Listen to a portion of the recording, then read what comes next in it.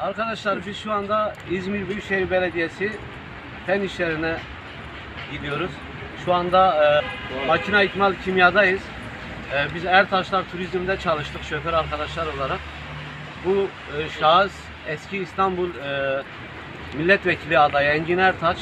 Ertaşlar sahibinin ismi. Ben Nevzat Koçkar, şirketin genel müdürü. 2,5 aydan beridir bütün şoför arkadaşları mağdur ediyorlar. Doğrudur. Bütün arkadaşların 15-20 bin lira gibi bir alacakları var. 100 tane araç sahibi ayrıca onlar dilekçe vermiş bulunmakta. Biz de şu anda sesimizi duyurmak namına buradayız. Bütün arkadaşlar toplandık. Bizi bugün, yarın, öbür hafta, bir hafta sonra şeklinde oyalıyorlar. Bizim şoför başımız da burada. Bizim bütün hesaplarımız yapıldı. Bizden habersiz çıkışlarımız yapıldı.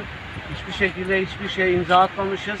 Biz şu anda hakkımızı arıyoruz, mağduruz. Bütün arkadaşlar Başlıyorum. Siz de bir 2-3 aydan beri kiralarını verememiş, elektrik sularını ödeyememiş durumdalar.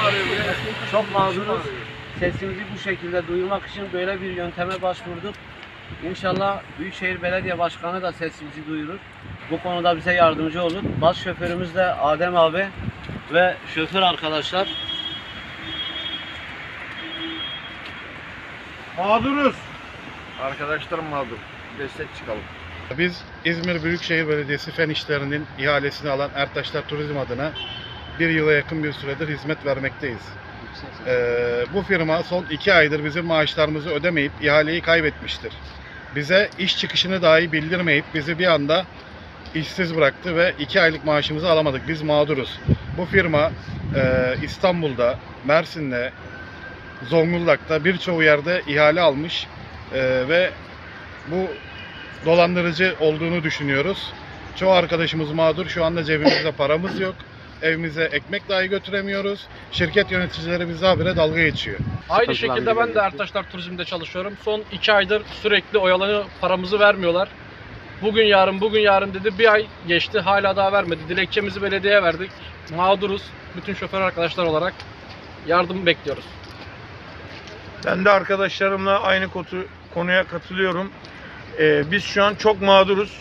Evimizin kirası geldi, elektriğimiz, suyumuz geldi. Her şey olmuş. DEA parası olarak biz bu şirketimizden bu parayı almak için bize yardımcı olabilecek büyük şehrimizin adına Tunç Başkanım, siz de bize bu konuda biraz daha yardımcı olursanız Allah rızası için sevinirim. Şu an akşam evime çocuğum balık istedi. Eğer ki ben bu balığı alamadıktan sonra bir babalığın, bir büyüklüğün, yani bir ev babası, reisi olarak bir şey yapamazsam bu benim için çok kötü bir şeydir. Şirketimizi, patronumuzu şu an 5 dakika önce aradım. Kendisine, Nevzat Bey'imiz patronumuz. Kendisine dediğim şudur: bana cuma günü dediniz, cuma oldu, pazartesi yine söylüyorum, şu an diyor yine cuma. Bu konuda bize büyüklerimiz bu konuda yardımcı olursa Allah razı olsun derim. Firmanın çalışan mağdurları olarak firmanın bizi mağdur ettiği ve de ifşa olmasını arzu ediyoruz. Mağduruz. Maaşlarımızı alamıyoruz son 2 aydır. Yani ticari alaka uygun bir firma olduğunu düşünmüyorum. İfşa olmasını diliyorum. Arkadaşlarımın dediği gibi hepimiz mağduruz. 2 aydır maaşlarımızı alamıyoruz.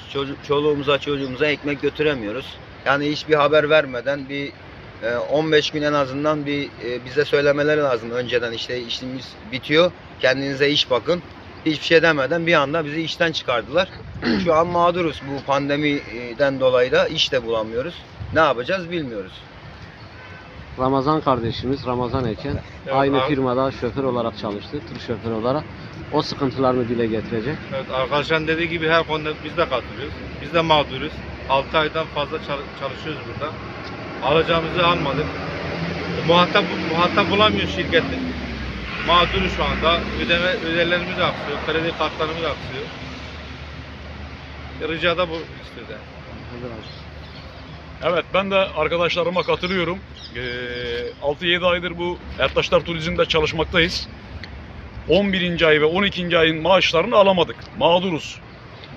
Ev kirası, elektrik, su, çoluk çocuğa mağdur olduk. Sefil perişan olduk. Bu konuyla ilgili gereken mercilerin ilgilenmesini arz ediyoruz. sevgiler, saygılar sunuyoruz. Teşekkür ediyoruz. Sağ olun arkadaşlar. İşte arkadaşlar sıkıntılarını dile getirdiler. Bu şekilde arkadaşlar hepsi Mağdur, yardım istiyoruz.